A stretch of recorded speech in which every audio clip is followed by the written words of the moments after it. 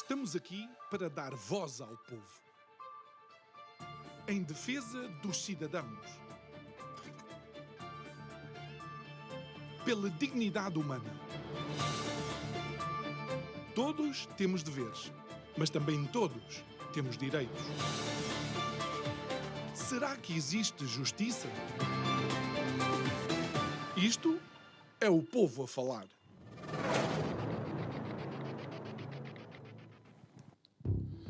A frase "é a economia ou estúpido" ficou marcada de alguma forma na história daquilo que foi a campanha para as presidenciais de 1992 e foi dito por alguém que fazia parte da equipa de Bill Clinton e acabou por moldar de alguma forma a ideia de que os resultados económicos e a capacidade que a economia tinha de dar uma qualidade de vida aos norte-americanos ia determinar o resultado das eleições. Olhando para aquilo que acontece em Portugal, realmente a frase também se aplica.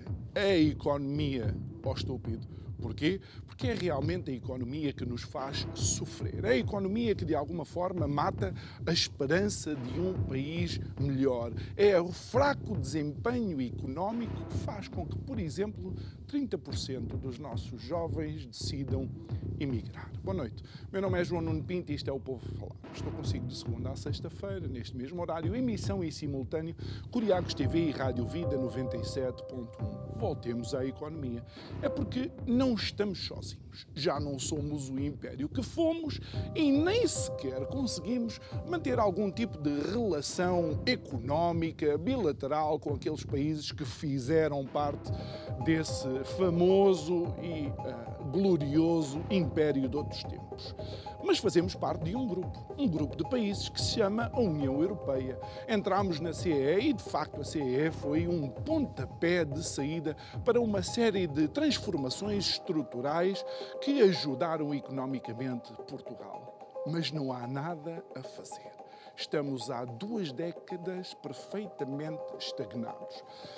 E chegando àquilo que vai acontecer em março, ou seja, as legislativas, vamos ouvindo os partidos fazer promessas disto, daquilo, aquilo outro, seja na fiscalidade, seja no investimento público, seja no facilitar às empresas esse mesmo investimento. Mas, mais uma vez, não estamos sozinhos, estamos dependentes de outras economias muito mais fortes do que as nossas. Há quem diga que se a Alemanha espirra, o resto da Europa fica com uma pneumonia. Dizem eles que percebem alguma coisa disto.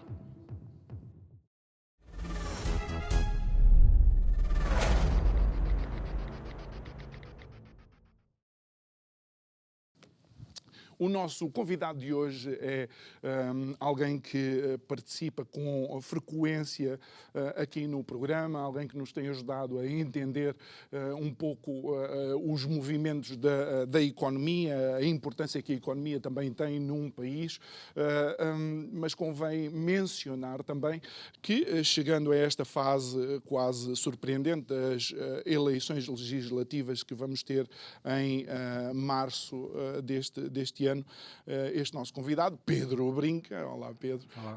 É candidato independente por Coimbra da Iniciativa Liberal. É a segunda vez que um convidado regular me faz isto e é a segunda vez que é da Iniciativa Liberal, porque o outro foi o Carlos Guimarães Pinto, quando estávamos no Porto e naquele dia tínhamos sabido que ele se candidatava pelo Porto como cabeça de lista. Pedro, antes de mais, boa noite, obrigado por estares aqui. Mais do que falar dessa tua aventura, por assim dizer, em termos da política, é tentar analisar se de facto todas estas promessas que estão a ser feitas, algumas medidas que os governos estão a dizer que têm que tomar, neste cenário mundial que se vive, que não é só europeu, se são execuíveis e se eventualmente não vão existir para o ano, aliás, este ano, eleições que vão ser muito mais importantes para o futuro de todos nós do que propriamente as eleições aqui em Portugal. Sim, estás-te a referir às americanas. Sim, Trump parece que está destacado nas primárias e vai ganhar a nomeação pelo Partido Republicano. e contra Joe Biden as perspectivas são que pode ganhar, não é? Por isso, claro que o mundo tem que se preparar para aquilo que será aquilo que poderá ser uma presença americana com Donald Trump como presidente mais uma vez. Relativamente à nossa silly season, que é como eu lhe costumo chamar, a nossa está marcada, obviamente, por um conjunto de promessas eleitorais que, em muitos casos, não irão certamente passar disso, de promessas eleitorais. Porque, do ponto de vista económico, do ponto de vista da sustentabilidade das finanças públicas, etc., quer dizer, são em larga parte difíceis de pôr em prática, se não mesmo impossível. Nós, nesta legislatura, nesta votação para o Orçamento de Estado, bateu-se o recorde de propostas de alteração feitas ao Orçamento de Estado. Foram para aí mais de 1.900 as propostas que foram feitas de alteração do Orçamento de Estado para 24 e antecipa-se que, e a perspectiva que eu tenho dessas é que foram quase todas no sentido de aumentar a despesa, havia muito poucas no sentar a receita. Ora, num quadro em que nós já temos um orçamento perto do equilíbrio, em que gastamos tanto quanto coletamos em termos de impostos, é óbvio que isto indica aqui um enviesamento que pode ser perigoso, se, no limite, fosse posto em prática. E por isso é que eu tenho aqui uma dose saudável, se quisermos pôr as coisas desta maneira, de ceticismo relativamente à aplicabilidade de muitas destas propostas. Isto não quer dizer que não hajam aqui alguns sinais de alarme relativamente à estabilidade orçamental para o ano.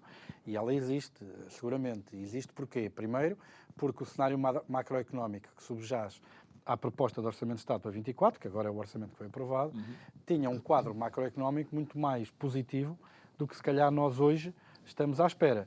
Não era um cenário macroeconómico desfasado da realidade em outubro, quando foi proposto pela primeira vez, mas será um pouco agora com a informação que temos hoje. As previsões de crescimento para a economia portuguesa têm sido sucessivamente revistas em baixa. É bom lembrar que os impactos da política monetária, tipicamente, ou seja, o impacto da subida da taxa de juros no abrandamento da economia, não sejamos ingênuos, é para isso que o BCE sobe as taxas de juros, é para retirar rendimento a governos, pessoas, famílias para e combater empresas, a inflação, para tirar pressão sobre preços e assim baixar a inflação. O impacto, a relação que existe entre esta subida de taxas de juros e o abrandamento da economia é desfasado no tempo, tipicamente 12 a 18 meses. Ora, se nós andarmos 18 meses para trás, as taxas de juros se calhar ainda nem sequer tinham começado a subir. O que significa que o grosso do impacto desta política restritiva monetária ainda está para sentir. E se isso for assim, numa altura em que a Alemanha está estagnada, a economia portuguesa está estagnada, poderá significar um abrandamento mais forte do que o previsto. Obviamente, para algumas partes da população, isso podem ser boas notícias no sentido que as taxas de juros também vão descer mais rápido do que eventualmente seria, se o abrandamento económico for mais forte, mas obviamente que depois tem o outro reverso da medalha, que é, pode disparar o desemprego, disparando o desemprego há menos pessoas a pagar impostos. E há mais pessoas a utilizar a segurança social. A receber transferências do Estado, e tudo isto faz com que estes anos de superávites rapidamente se revertam para situações de déficit que possam pôr em causa, mais uma vez, a sustentabilidade das contas públicas. A minha previsão é que a última vez que vamos ouvir falar de cortes de impostos vai ser no dia 9 de março, porque no dia 10 já... Quer dizer... E no dia 11 vão ter que começar os malabarismos relativamente àquilo que prometeram e àquilo que será possível fazer, sabendo nós, porque somos useiros e vezeiros em ver esta peça de teatro, que se não ganhar os que estavam antes, vão culpar os que estavam antes de tudo aquilo que for feito, mas pronto, é normal. Culpamos o Passos Coelho por isso. Ainda se culpa o Passos Coelho. Olha, Pedro, relativamente a algumas das promessas que estão a ser feitas, e recordo-me, e não foi por acaso que se mencionou até o Passos Coelho, porque recordo-me da vinda da Troika, uma das coisas que a Troika fez foi retirar, e de facto para equilibrar as contas públicas, alguns rendimentos à função pública. No entanto, as promessas que vamos vendo é a reposição do tempo dos professores, aumento das pensões e tudo isso. E eu acho que tudo isso seria perfeito. A questão é se é, de facto, execuível, querer um desagravamento fiscal de famílias e empresas e depois um aumento das comparticipações ou participações do... Vamos lá ver. A reentrée política ficou marcada, no verão, por uma corrida a ver quem baixava mais impostos. Verdade. Aliás, no plano de estabilidade e crescimento, e não começou só aí, aliás, o plano de estabilidade e crescimento que foi anunciado entre fevereiro e abril, e discutido entre fevereiro e abril do ano passado, já estava lá um desagravamento de 2.700 milhões de euros até 2024 de IRS. Sendo que, ora bem, seria em 3, 4 anos, presume-se que talvez, sei lá, 700 milhões, 500 milhões, 600 milhões de desagravamento para 2024. Ora, após o verão, e com uma boa execução orçamental, veio o PSD com uma proposta de desagravamento fiscal de IRS de 1.200 milhões. E se o PSD vai aos 1.200 milhões, o PS vai aos 1.500 milhões. Foi a proposta que veio a seguir para cobrir isso. Ora, não é sério falar de cortes de impostos sem falar de como é que se compensa isso. Porquê? Se nós cortamos impostos, diminuímos a receita. E a única maneira de compensar isto, ou é por aumentos de outros impostos, que foi o que aconteceu. Aliás, os impostos indiretos subiram e 2024 é o orçamento com a maior carga fiscal da história recente, pelo menos moderna, do país. Okay? Ou se compensam com cortes na despesa, que também não foram postos em prática. Porque a função pública acaba por ter um peso enorme na eleição dos governos também. 700, vamos lá ver, entre reformados, que são 3 milhões e 500 mil, se não estou em erro, funcionários públicos, 750 mil, desempregados, pá, que é 300 mil. E os familiares dependentes dos funcionários públicos, por exemplo. Mais beneficiários de rendimento social de reinserção, whatever. Nós temos aqui uma parte significativa da população a depender diretamente do Orçamento de Estado. Isto levanta questões do ponto de vista da dinâmica política interessantes e de uma importante análise. Mas estava eu a dizer que, cortando impostos, ou se financia com cortes na despesa, aumento dos impostos, ou pôr em causa a consolidação orçamental. Ora, pôr em causa a consolidação orçamental não parece muito inteligente, porque em 2022 cada português pagou de juros 400 e tal euros. Em 2024, apesar da histórica consolidação que nós fizemos, passámos de 136% da dívida sobre o PIB em 2020 para perto dos 100% em 2023, 2024, apesar desta consolidação orçamental, cada português vai passar dos 400 e tal euros que pagou em 2022 para mais de 700 euros em 2024. Cada português em juros. Porquê? Por causa da subida das taxas de juros, que aumentou o custo da nossa dívida. Ou seja, o governo ou o Estado equilibra as contas, mas o contribuinte paga mais. Paga mais porque as taxas de juros sobem. Okay. Porque uma taxa de juros maior sobre um montante menor, né? Um montante menor paga-se menos juros. Mas depois, e que não é menor, atenção, é menor em porcentagem do PIB. Um montante menor diminui os encargos com as taxas de juros, mas o aumento das taxas de juros também aumenta esses encargos, não é? E neste caso, nesta conta que nós estamos a falar, o peso no PIB nem sequer entra bem para a matemática porque o que estamos a falar de euros, em valores absolutos. E então aí a dívida aumentou e aumentou a taxa de juros. É normal que o impacto de cada português também tenha aumentado. Mas estava eu a dizer, não é inteligente pôr em causa a consolidação orçamental por causa destes efeitos. Temos uma ideia, aquilo que estava previsto no Plano de Estabilidade e Crescimento eram cerca de 38 mil milhões de euros de juros a pagar até 2027. Ora, isso é muito. Eu não sei o que é que são 38 mil milhões. Eu comprei uma casa por 300 mil euros. Eu não faço ideia, estou completamente sensibilizado. São números que saem fora do nosso dia-a-dia. E tu és alguém que lida com 3 mil milhões para a TAP, é muito ou pouco? Epá, eu não sei, eu compro um carro por 30 mil euros ou 25 mil euros. Quer dizer, está fora da percepção das pessoas.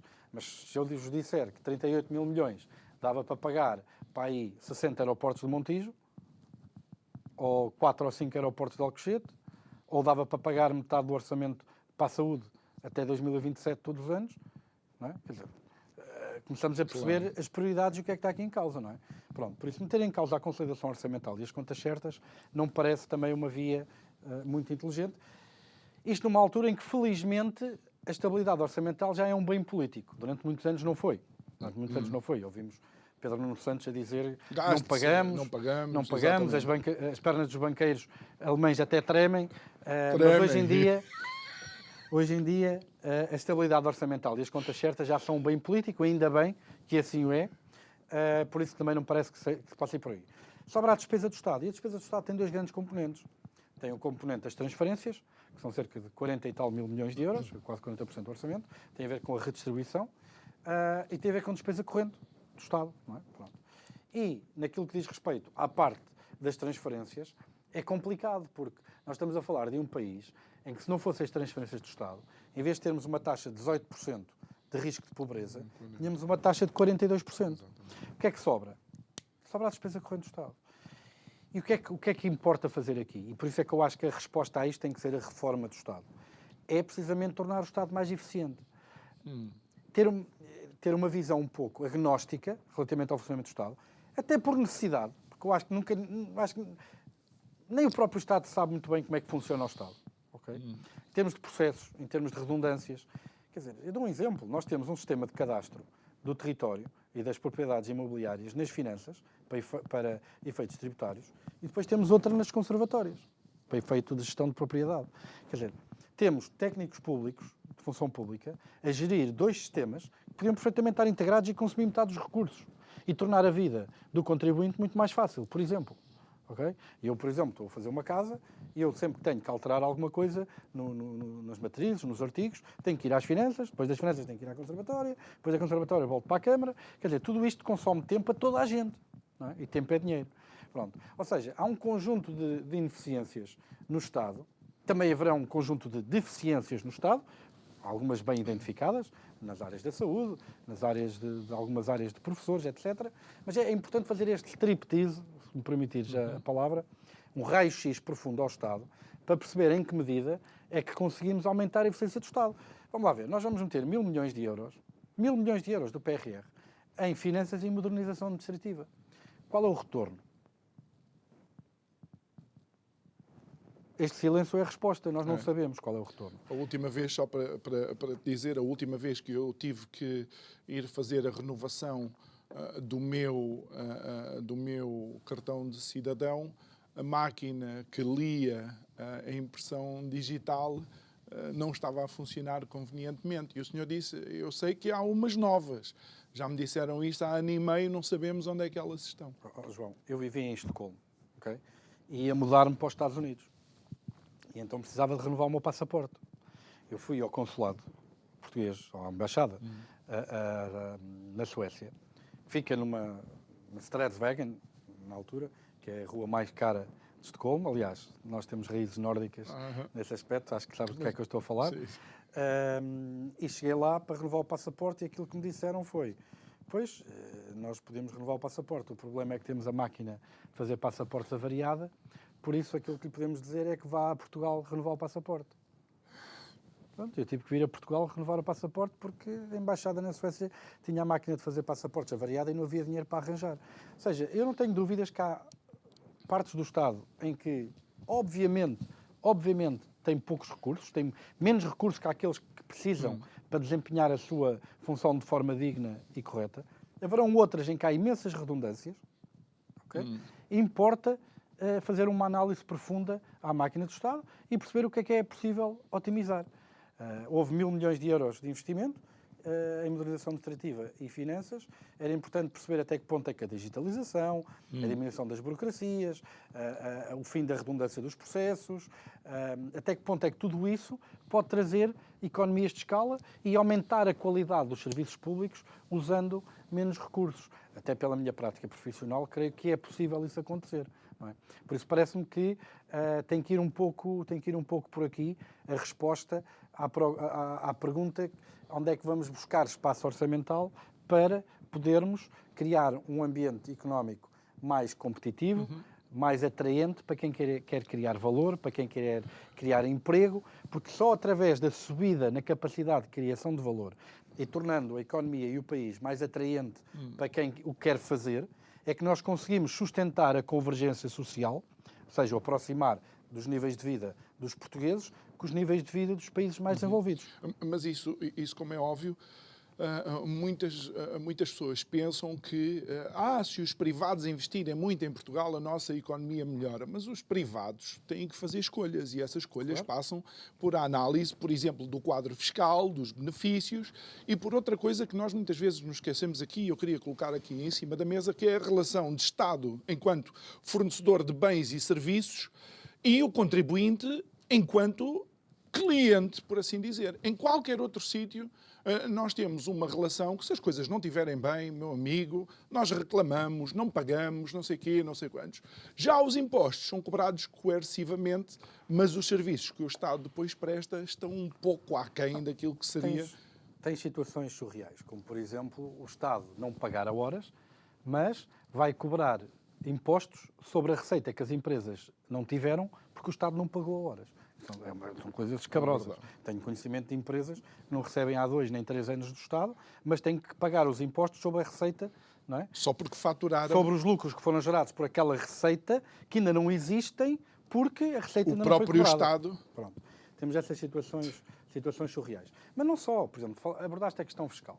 E a questão fiscal leva, nomeadamente, por exemplo, taxação sobre empresas, leva a uma dinâmica interessante, que é, eu percebo que para o cidadão comum, que não seja especialista, que não seja economista, ele ouve o discurso da oposição e ouve o discurso do governo e sente-se desmotivado e pensa que é toda a gente doida. Porque a oposição reclama que as taxas de impostos sobre as empresas são muito elevadas. E é verdade, em Portugal, a taxa nominal de IRC máxima são 31,5%, com derramas, com essas coisas todas, não é? Já sem falar sobre contribuições extraordinárias de alguns setores, não é? Como energia e outros. Só estamos a falar de taxa mais abrangente. Por outro lado, o Governo diz, não, isso não é assim, porque a carga fiscal está dentro da média da Europa. Ora, a carga fiscal tem uma definição própria, que é total de receita a dividir pelo total de lucro tributável. Pronto. E aí, de facto, estamos abaixo da média, estamos próximos da média europeia. Mas também, ou seja, o Governo tem razão. Mas a oposição também tem razão a dizer que a taxa nominal é muito elevada. Então, afinal, os impostos são ou não são um problema para o país? E é fácil perceber, se calhar para mim que sou especialista e sou economista, e não tanto para o público, mas é fácil de explicar porque é que os dois têm razão e isto é um problema. Se a taxa máxima, se nós tivéssemos, imaginemos um sistema fiscal de imposto sobre as empresas em que metíamos uma taxa máxima de 99% sobre as empresas e depois tínhamos uma taxa reduzida sobre cabeleireiros e esteticistas, taxa reduzida de 1%. Que país é que íamos ter? Íamos ter um país em que não há grandes empresas, um país só de cabeleireiros e esteticistas e um país com a mais baixa carga fiscal do mundo. Porque ninguém paga 99%, logo as empresas grandes saem todas e as únicas que ficam são cabeleireiros e esteticistas que pagam 1%. E, no entanto, a lógica é, de facto, o país com a carga fiscal mais baixa do mundo. Okay. Ora, isto é obviamente uma ironia. Mas onde é que a fantasia toca com a realidade? Bem, a fantasia toca com a realidade logo num ponto, que é, será que nós temos poucas empresas pequenas? Temos. Nós temos mais de 40% do emprego em microempresas, okay? Empresas até 10 trabalhadores, sem grande ambição de criação de escala, de crescimento, de virar-se aos mercados internacionais e produzir mais e crescer mais. 40 e tal % do emprego, que gera apenas pouco mais de 20% de valor acrescentado na economia.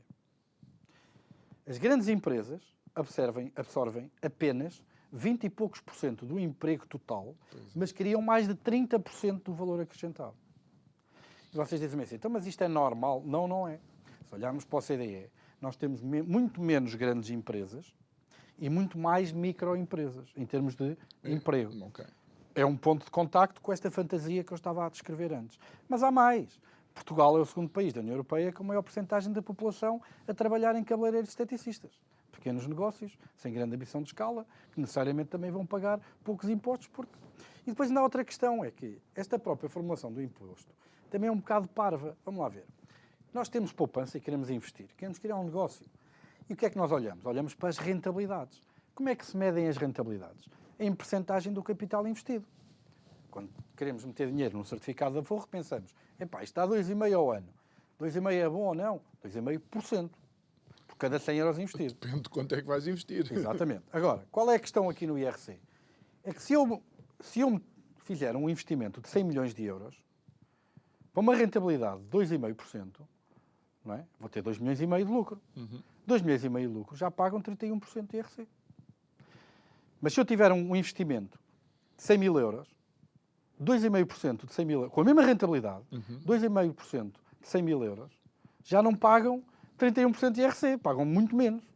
Resultado, nós temos um sistema fiscal que incentiva os pequenos investimentos, a pequena escala, a fraca criação de valor e desincentiva a ambição de criar negócios com maior volume, com maior escala, com maior capacidade de criar riqueza, de criar valor, que no fundo é isso que sustenta uma economia mais forte e melhores salários. E com o agravante de que muitas destas grandes empresas que têm um percentual maior de empregabilidade são empresas que apostam muito fortemente nas novas tecnologias e que a tendência a nível global é para empregarem menos pessoas porque conseguem dar resposta sem tanta mão de obra. Nós no Ocidente temos aqui duas tendências, não é?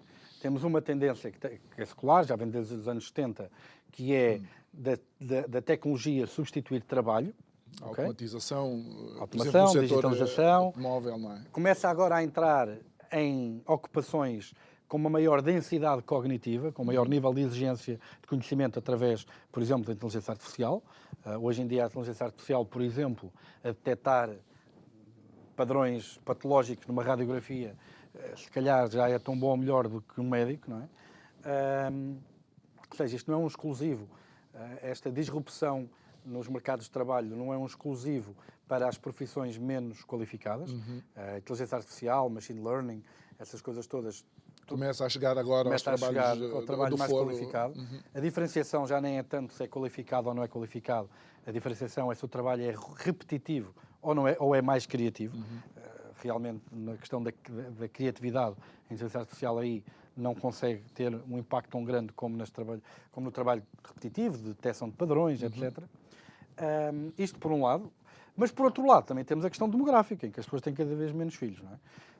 E aquilo que temos visto é que um conjunto dessas duas tendências, aliadas a outras tendências, como a estagnação da produtividade e outras, o que temos visto realmente é mercados de trabalho extraordinariamente fortes, muito resilientes, taxas de desemprego historicamente baixas, não é? Nesse sentido, no curto prazo, médio prazo, talvez não seja um problema. Vamos ver como é que evolui. O que é certo é que Portugal não tem que estar destinado a ser um país pobre, um país em que quem quer crescer tem que emigrar. Portugal pode ser um país melhor. Portugal pode ser... Não há nada, quer dizer, não há aqui nenhum gene da riqueza.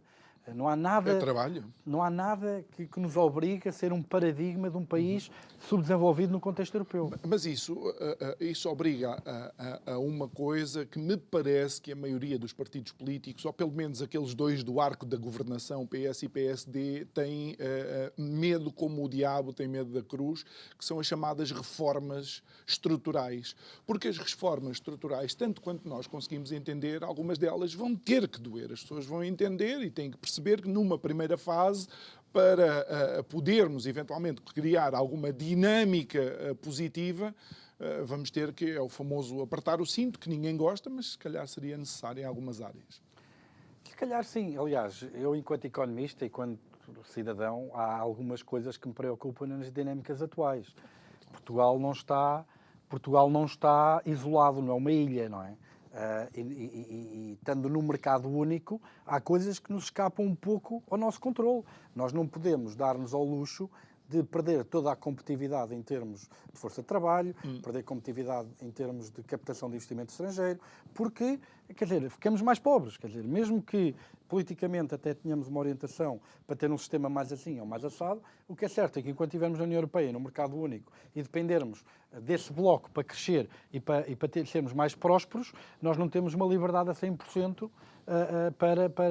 para escolher todas as políticas que nós gostaríamos de escolher ou outras. A questão de apertar o cinto preocupa-me uma questão que é: nós precisamos tornar o país mais competitivo, mais atraente para a criação de valor e de riqueza. Quer dizer, isso é insufismável. Okay. Nós não conseguimos convergir socialmente com os níveis de vida dos outros países se não houver uma convergência económica. E para haver essa convergência económica é preciso que quem quer criar valor e quem tem capacidade para criar valor queira estar cá e não imigre, queira estar cá e não muda a sede da empresa para a Holanda. Ponto. Não há outra maneira de dizer isto. Agora, o grande desafio, e era isto que eu gostava que os portugueses exigissem dos políticos, o grande desafio é como é que nós conseguimos criar esse ambiente económico favorável à criação de riqueza e à prosperidade, sem deixar ninguém para trás. E isso é um desafio, e tem perguntas difíceis. Tem respostas difíceis, peço desculpa. Tem respostas difíceis. Eu penso que uma delas estará necessariamente pela capacidade que nós tivermos de conseguir tornar mais eficiente e menos redundante a posição o funcionamento do Estado, sem que isso ponha em conta a qualidade dos serviços públicos. Okay?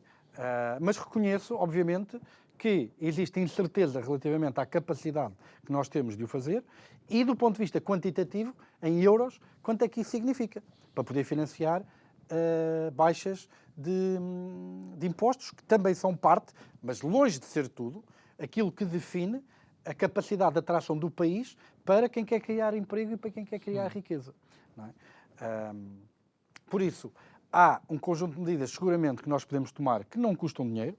Há outras medidas que podemos tomar que essas sim custam receita ao Estado, mas que provavelmente teremos que as tomar para, de facto, conseguir voltar a crescer e voltar a atrair quem quer criar emprego e riqueza.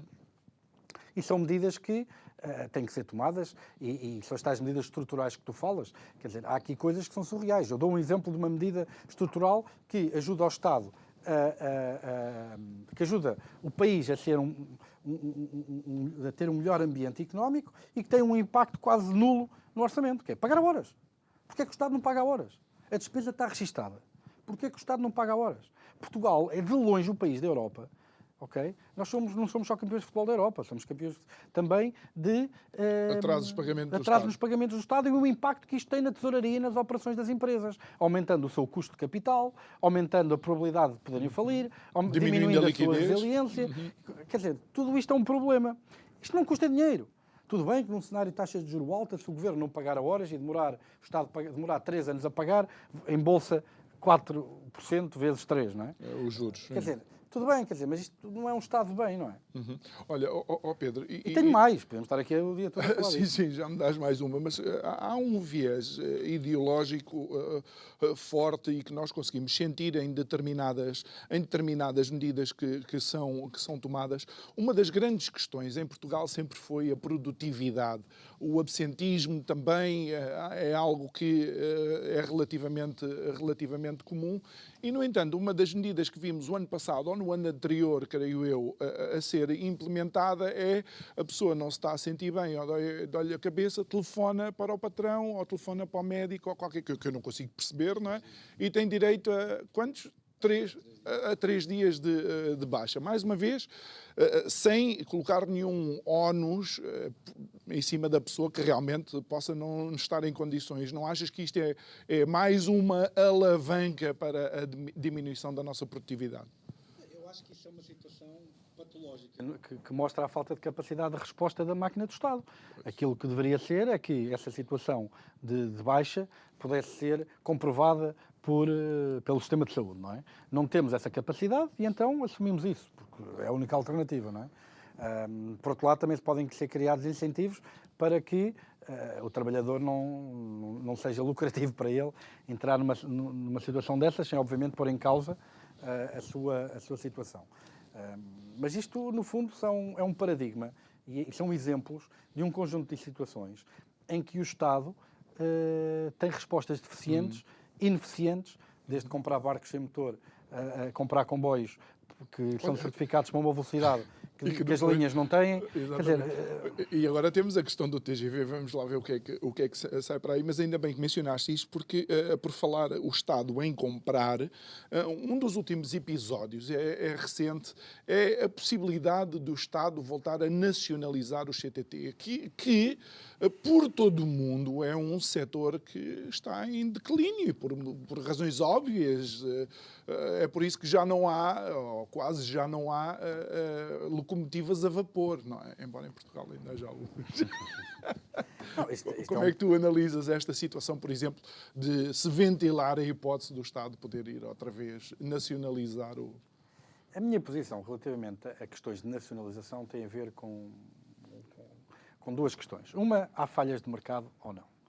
E há situações extremas, não é? Quer dizer, nós não queremos, por uma questão de eficiência, ou de princípio, ou de organização, ou de estratégia, nós não queremos privatizar o exército, não é? Ok. Não queremos fazer depender da bonomia de terceiros a nossa defesa nacional, por exemplo, não é? Este é o caso clássico de uma situação em que o Estado tem que intervir.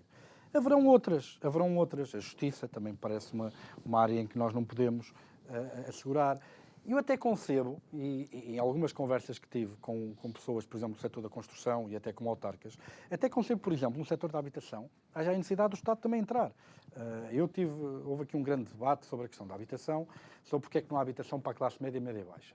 E eu fiz a pergunta, qual é o preço de construção por metro quadrado? E depois, nós vemos qual é o preço mínimo que se consegue ter por um T1 ou um T2 com 100 metros quadrados. E vemos para que valores é que vai. Depois, quando comparamos com o salário médio português, percebemos que há aqui alguma coisa que não bate bem. certo. Não bate certo. Não é? O preço da construção vis-à-vis o salário das pessoas. E das duas, uma. Ou há algo que nós podemos alterar na gestão do setor da construção, como, por exemplo, o IVA suportado. Quer dizer, quem constrói tem que pagar 23% de IVA, mas depois, como não cobra IVA na venda, não vai recuperar o IVA. Isso é um custo de 23% sobre o preço da construção. Sendo a primeira habitação e a construção um setor de primeira necessidade para muita gente, como é óbvio, não é?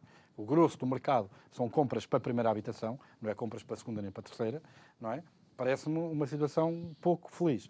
Mas ao nós conseguimos alterar, em termos de ambiente económico, as condições do setor para baixar o preço médio da construção, de tal maneira que permita que as pessoas com salário médio em Portugal consigam ter acesso, salário médio e salário baixo, obviamente, mas isso já entra na parte mais do social, mas que para as pessoas que, pelo menos com salário médio e médio baixo, consigam ter em condições normais acesso à construção, ou então, se não conseguimos, se é uma questão de é impossível construir habitação para pessoas que ganham o salário médio que se ganha em Portugal, que eu não acredito, mas se for o caso, se não for possível alterar o mercado de maneira a tornar atraente a construção de casas para a classe média, então aí sim faz sentido o Estado construir habitação pública e nós, enquanto sociedade, creio que todos concordamos que não é admissível ter pessoas sem teto, contribuímos para que isso aconteça. Mas é esta a justificação que tem que ser feita. Por isso, quando tu me falas do CTT, eu quero que me expliquem que função primordial é essa do CTT que o Estado tem que entrar para assegurar à população. Qual é? Pois, eu também não sei. Bem, maiormente só se for as cartas que o Estado envia, não é? Bom, Pedro, mas olha, ainda bem que falas na habitação e deixa-me lançar aqui um desafio, porque sim, é verdade, se por um lado o Estado pode ser, digamos, alguém que consegue dar resposta a um determinado setor, não achas que pode haver também alguma falta de ambição dos privados ou ainda ninguém olhou e encontrou aqui, de facto, um setor onde pode apostar, ou seja, construir, de facto, para a classe média e média-baixa. E deixa-me lançar-te, de facto, o desafio de olharmos para a Suécia e para a Noruega, onde temos familiares, e entender que nem todas as casas têm as mesmas condições, as casas têm boas condições, de facto, e há para todos os preços. E nem tudo nem tudo é resposta do Estado, apesar de terem Estados considerados Estados sociais. Se quisermos falar de Estocolmo tem um problema de habitação em Estocolmo, não é? Que é muito difícil arranjar casa em Estocolmo, porque há ali controles de rendas.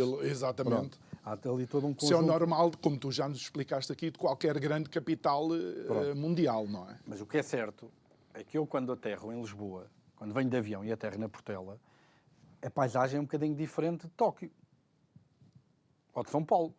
Eu não vejo arranha-céus a perder de vista e não haver espaço para construir habitação.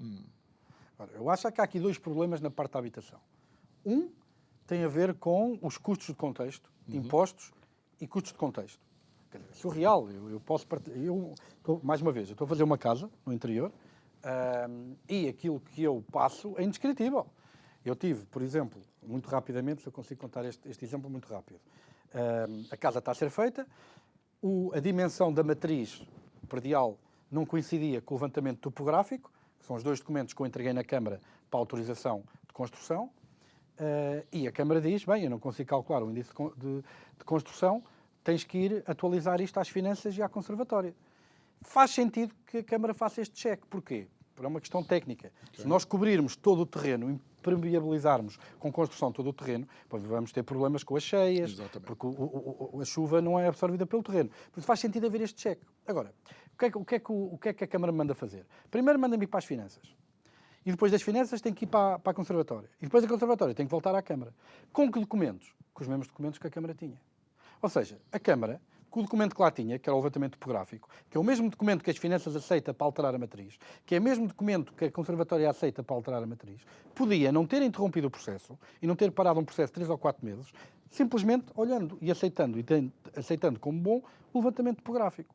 Por exemplo, estamos a falar de um processo de construção que foi atrasado vários meses, porque era preciso passear documentos entre diferentes secções do aparelho público, por exemplo. Ou seja, isto são custos de contexto, isto custa dinheiro.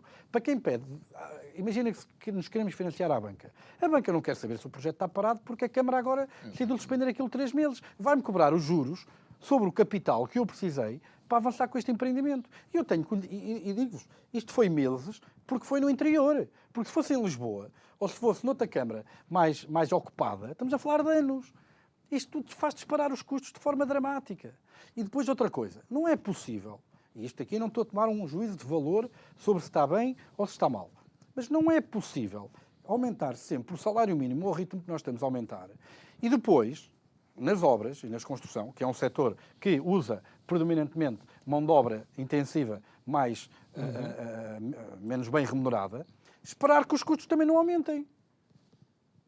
Quer dizer, isto não bate a bota com a perdigota. Por isso é óbvio que há aqui um conjunto de explicações, não é? Que tornam o setor da construção o problema que tem sido. E se na parte do salário mínimo eu percebo que realmente haja aqui uma vontade grande de elevar a condição mínima de vida dos portugueses, e pronto, que seja uma opção política não ir por aí.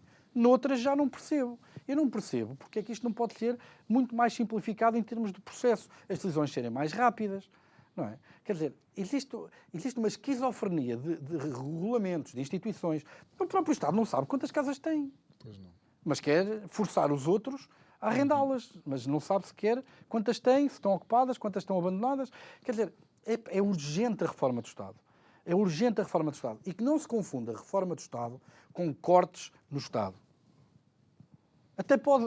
Nós até podemos fazer o striptease ao Estado e o raio-x e chegarmos à conclusão que é preciso mais recursos e não menos. Eu sou agnóstico relativamente a isso. Porque a mim não me interessa ter mais Estado ou menos Estado. A mim interessa uma melhoria da condição de vida dos portugueses e a qualidade dos serviços públicos. Okay? Por isso, é preciso fazer esse raio-x e neste momento esse raio-x não existe. Agora, a minha experiência diz-me, aquilo que eu acho a priori, é que há muita margem para aumentar a eficiência do Estado. E não só a eficiência nas operações do Estado, nos processos entre os diferentes ministérios, na relação do cidadão com o próprio Estado. Quer dizer, mesmo na organização dos recursos do Estado. O Ministério da Marinha tem imobiliário no Restelo, não é? Quer dizer, que se fosse alienado, daria para construir instalações condignas. Quer dizer, eu dou outro exemplo. Eu era miúdo. A minha avó trabalhou durante muitos anos como secretária do Subdiretor-Geral das Alfândegas no Ministério das Finanças, no Terreiro do Paço. Eu lembro de ser miúdo, ir visitar a minha avó lá e ver a minha avó com uma mantinha, um aquecedor de barras, não é? Em frente à máquina de escrever, na altura não havia computadores. Eu vou lá agora. A única coisa que mudou é que agora, em vez de ser a máquina de escrever, é um portátil. Mas continuamos a ter o aquecedor com as barrinhas, quer dizer, as paredes grossíssimas que o Wi-Fi não passa, cabos no chão a passar por todo lado. Porquê? Porque convençam-me que aqueles edifícios fazem sentido para uma administração pública eficiente, para dar condições aos trabalhadores que lá estão. Quer dizer, peguem naquilo, deem um uso diferente àquilo. A Pensão de Lisboa, por exemplo, acho que é um caso de sucesso de exploração comercial daquela zona. Não tem que ser necessariamente só para a hotelaria, pode ser por outras questões. Mas deem pode ser um para uso... escritórios? Pode ser escritórios. Exatamente. Escritórios, quer dizer, se dava escritórios para o Estado, então também daria para os privados. Mas podem ser outro tipo de coisas que tirem partido da beleza arquitetónica, da história dos edifícios. Quer dizer, e libertam recursos para construir infraestruturas condignas, com condições, para os trabalhadores e provavelmente até para pagar mais a estes funcionários. Porque ao saírem da Baixa de Lisboa, vejam lá, em termos reais, os custos que eles vão evitar, porque não é fácil chegar à Baixa de Lisboa hoje em dia, em termos de transportes. E por último, a segunda coisa que também me causa espécie na questão da habitação é esta ideia de que a habitação pode ser pensada sem a parte dos transportes. Quer dizer, o programa Mais Habitação não tem uma palavra sobre transportes. Uma. Mas porquê é que nós estamos a falar de habitação? Porque o direito à habitação está consagrado na Constituição. Ora, se é por causa disso que falamos, convém ler o artigo. Dava jeito. E o que o artigo diz é que cumpre ao Governo desenvolver uma política de transportes que sustente o direito à habitação. E a palavra transportes não aparece uma vez no programa Mais Habitação. Uma. No entanto, nós temos um exemplo, que é o desenvolvimento da linha de Sintra, que demonstra claramente que sem uma boa política de transportes, tu podes afunilar, claro, de facto, as pessoas e os comboios da linha de Sintra completamente... Quanto tempo nós não perdemos no IC19 ou na A5? Graças a Deus, eu dou aulas na Nova, agora a Nova está em Carcavelos, para mim é uma benção que moro em São Domingos de Rana, mas quer dizer, eu quando tinha aqui para Campo Lide, quer dizer, e depois não é só o tempo médio, são 45, eu demorava 45 minutos e média, a ir em hora de ponta. O problema é a variância, porque se eu tinha que lá estar às 9 da manhã, 1 a 2 vezes por semana, ia demorar 2 horas. O tempo médio é 45 minutos, mas há sempre um dia ou outro que há um acidente, são 2 horas. E eu tinha que lá estar às 9 da manhã por causa de um júri, por causa de uma aula, tinha que sair de casa antes das 7. Tinha lá um sofazinho no meu escritório, onde dormia, uma horita até à aula. E tu achas que esta é uma das grandes pechas dos governos em Portugal? É a incapacidade de pensar o país perfeitamente interligado? Eu acho que existe...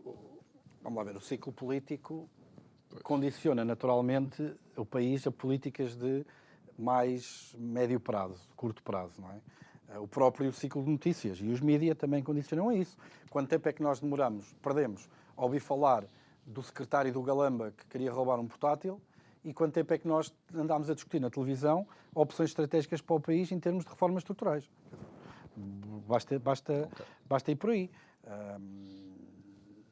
Nesse sentido, obviamente que sim, acho que nós metemos muito menos peso. Aliás, basta ver aqui uma coisa, quer dizer, nós entregamos a António Costa e Silva a elaboração do maior plano económico em termos de fluxo financeiro para o país desde o ouro do Brasil, em termos de fluxos financeiros. Desde o ouro do Brasil. Que não vinhamos fluxos desta ordem de magnitude em termos de um plano económico para o país. Entregámos um plano económico a um engenheiro de Minas, ignorando toda a academia que durante anos, e não estou a falar de mim, estou a falar de Fernando Alexandre, estou a falar do João Sergeira, estou a falar do Miguel Portela, estou a falar da Ana Balcão Reis, estou a falar de tantos outros académicos que dedicaram uma vida inteira ao diagnóstico dos problemas estruturais do país e que foram olimpicamente ignorados pelo Governo na elaboração do maior plano económico que existiu. Quer dizer, eu percebo que para muita gente a economia portuguesa seja um buraco, mas terem dado isto a um engenheiro de Minas, acho que foi levar a metáfora longe demais. Quer dizer, acho que António Costa, o Primeiro-Ministro, um dia no aeroporto comprou um livro, do António Costa e Silva, gostou do livro, e pronto, e toma lá para gerir 30 mil milhões de euros de um PRR. Quer dizer, acho que isto não é sério e a falta de indignação, do poder... da população, dos mídias, com isto, diz muito das expectativas que nós temos. Para terminar, um exemplo. Tivemos a questão do IVA zero. Eu estava em direto num canal, na SIC, quando a ministra Mariana Vieira da Silva disse em direto que por causa do IVA zero, que baixou os preços de alguns alimentos 6%, por causa do IVA zero, os preços tinham baixado 9,5%. Ou seja, o Estado baixou o IVA 6 pontos percentuais. Mas depois... o resto dos operadores económicos pensam assim, vocês baixam 6, a gente baixa mais 3. Para ser desmentida 3 meses depois pelo boletim do Banco de Portugal, a dizer que baixaram só 3 pontos percentuais. É estilo, e fechamos o programa, é estilo as promessas que estão a ser feitas agora relativamente à fiscalidade que tu mencionaste logo no início do programa. Vais baixar o IRC não sei quantos, então eu vou baixar ainda mais. Pedro Brinco, obrigado por ter estado aqui connosco. Obrigado a si que nos acompanhou em mais um Isto é o Povo a Falar. Já sabe, pode rever estas conversas subscrevendo o canal do YouTube do Isto é o Povo a Falar. Clique lá no sininho para receber as notificações e reveja então essas conversas. Partilhe também com quem conhece ou com quem você acha que haverá de gostar de ouvir aquilo que nós abordamos aqui. Resta-me desejar-lhe uma boa noite. Amanhã vamos estar de volta para mais um programa e com mais um convidado. Boa noite, muito obrigado. Até amanhã.